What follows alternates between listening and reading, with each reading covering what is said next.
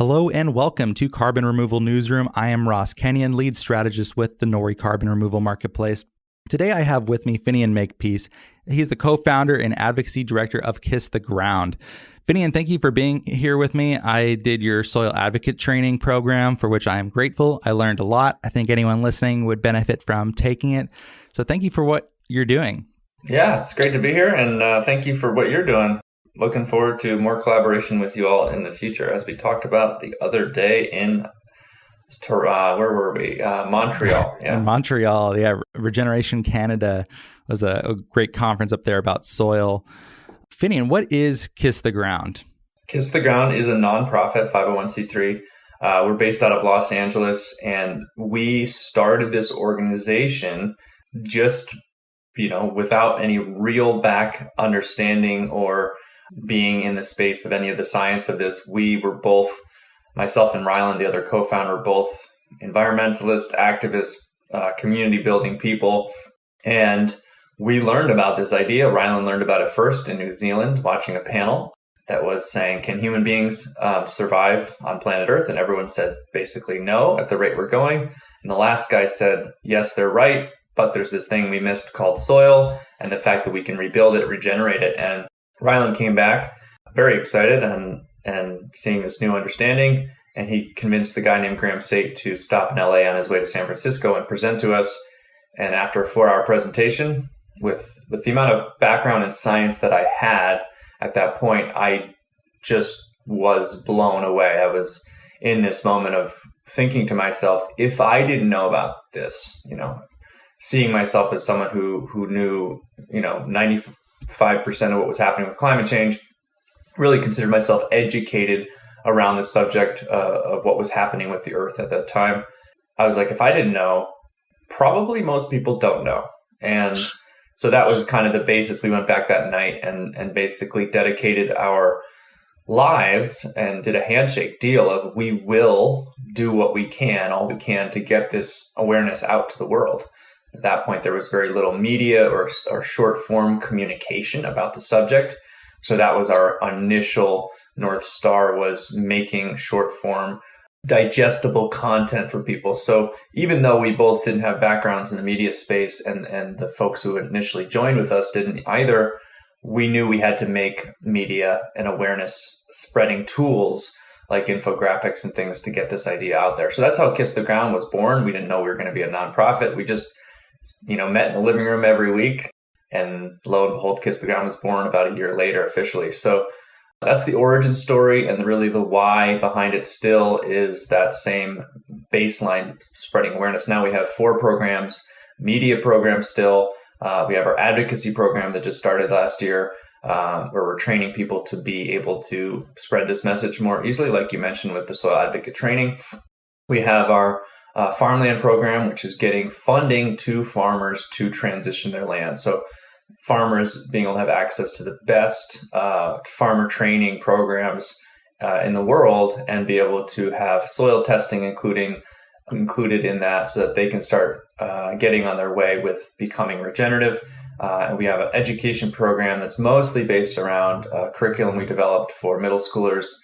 We also now have a business program that's starting on the 18th of this month. It's an online business course. We are partnered with Genesis International, and they're teaching a sourcing and supply for regenerative for new and existing businesses that are getting into regenerative agriculture. So look at our site, kisstheground.com, if you want to sign up for the business sourcing and supply course starting April 18th.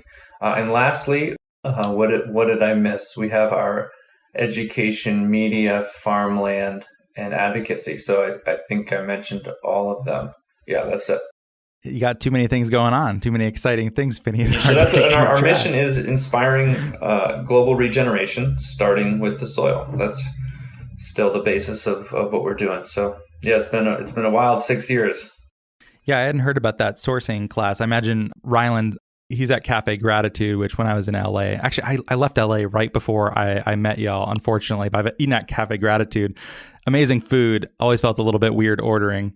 They have a particular way of ordering. You have to say, I am what? It's an affirmation. I am joy. I am grateful. I am abundant, whatever it might be, the name of the dish. Yeah. listeners of the podcast Reversing Climate Change might know, I feel a little awkward doing that, but that's okay. The food was worth it. So that's great. We buried the lead a little bit here, but we're going to pick it right back up. The news for this story is that General Mills issued a grant that you are a part of. I was wondering if you could tell our audience a little bit about what is happening there. Yeah, it's really amazing. We're super excited about it. To have it actually happen is truly wonderful. General Mills and several of their companies, Annie's, Epic, some of these companies who've been really pushing forward and taking on this sourcing and supply of regenerative meat or dairy or what have you. We've been working with those groups for quite some time and helping, I think, in a kind of in the movement, so to speak, of raising the awareness and the attention that regenerative agriculture is getting. So, for example, 2 years ago, our executive director and our colleague Kala Rose Ostrander presented to Annie's CEO and marketing team. And from there, they funded 3 carbon farm plans in the state of California. And since then, they've been now on a trajectory of creating many more carbon farm plans, which is basically a farm's ability to start tracking based on changes of practices, how it's going to be storing more carbon in the ground. So they're using it in a lot of their dairies now that they source from. They're moving into carbon farm plans. So we've worked with their teams on advocacy stuff. We've worked in their teams on media and tools to present this information. So we've been associated and working with companies inside of General Mills for quite some time. And it's been really amazing to watch as those younger companies have really had a big influence on the bigger General Mills company as a whole. But this particular grant, though it went through us, we are the fiscal sponsor of Soil Health Academy, which is Gabe Brown, Alan Williams, Ray Archuleta, and Dave Brandt. They're one of the premier farmer trainer programs that we're sending farmers to through our farmland program. But this grant was developed through the relationship of Gabe Brown with General Mills Sustainability Department, and then they got further along with it. So in the article, it's a bit like, hey, Kiss the Ground got a bunch of money and they decided to give it over here to these guys to do farmer training. It's kind of flipped like that, where we are working with all the parties in different ways. And we've been a part of raising up the awareness and attention that it's all getting. And this actually went through and for Soil Health Academy, and we're the fiscal sponsor. So just to be clear on that and make sure everyone's aware of how it actually went down. Does that make sense? It does make sense. And that's great news. Of course, many of the farmers you named are Olympian figures in their field. And getting someone like General Mills, I'm not sure to what degree you claim influence over that switch, or General Mills being so regenerative and focusing so heavily on that. But that is a huge deal. And we're seeing more and more big brands making this switch. Do you think we'll continue to see companies making this transition? Well, yeah, that's why we were so hopeful and, doing our due diligence to make sure this came through successfully and helping in all ways we could, is to have the Soil Health Academy, which is one of our most trusted partners in farmer training.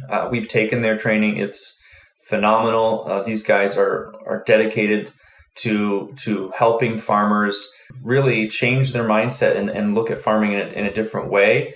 And they have so much success under their belt of actually transitioning, helping farmers and ranchers do this.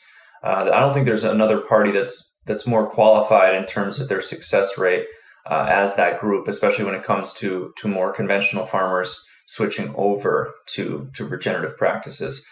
So we're really excited that that's happening. And I think in the big scheme of it, $650,000 isn't a lot for General Mills. But if this goes well, and why we're so excited that it's Soil Health Academy that's taking this first training with their farmers on, is that this is going to show General Mills and their farmers that this is a viable option. And that's so big if you think about it. It's almost, this is a beta project test pilot, so to speak, for one of the biggest, if not the biggest food company in the world. So if we think about the impacts, the ripple effect that can have, if they're seeing the economics being viable, if they're seeing input costs go down, if they're seeing pollution reduced, if they're actually seeing the effects of carbon sequestration happening and being able to measure those and see those outcomes. These are going to be profound in terms of how they can start looking at their environmental impact reports and all these other things through their farming, not just reducing their electricity load at their plants, for example. So really exciting in terms of what the outcome of this could be and the snowball effect that it could create. So we're very excited. Absolutely. And with big brands like this, even if the amount of money is small relative to how much they have in their coffers, it's still their brand reputation going on the line here. I think the downside risk of something like this is always greater than potentially the upside, which at least for like a small project to start. So them even being willing to do this, I think, is a huge deal. And hopefully it leads to a lot more and is wildly successful. And we see big agribusiness switching over to regenerative practices. So thank you for what you're doing for that, Finian. Yeah. I'm glad you've thrown your hat into the ring there and are doing all of your great programs. Where might someone find your programs and get involved with Kiss the Ground? Kisstheground.com is probably the fastest way. And then we love when people join us on Facebook at facebook.com/kissthegroundca, on Instagram, Kiss the Ground. Yeah, join us. And especially for people who are new to this or getting excited about this soil advocate training, the next one starts June 18th. That's a really great way to really get these concepts of the cutting edge information under your belt, feel confident about it, be able to use some of the simplified tools that we've created to share this message with your community, with your peers, with your business colleagues, what have you, or even present to your local representatives, whatever it might be. So there's lots of ways to get involved. Our new website goes up next week and people will be able to find their path. You'll be able to click on a button and open up an ability to choose several categories and then be recommended things that are catered specifically to you and what your interests might be, so you can find how you can get most involved immediately. So we're really excited about launching that website next week. So listener, please check that out. Also, the soil advocate training, I'm willing to give a thumbs up to that. As a non-farmer, someone who's read a lot of books about soil and farming and regenerative practices over the last couple of years, I got a lot out of that course and would highly recommend it. So thank you, Russ. Oh, my pleasure. My pleasure. I hope people listen to this and do it. So thank you, Finian. I appreciate your being here with us. All right. Thanks, Ross.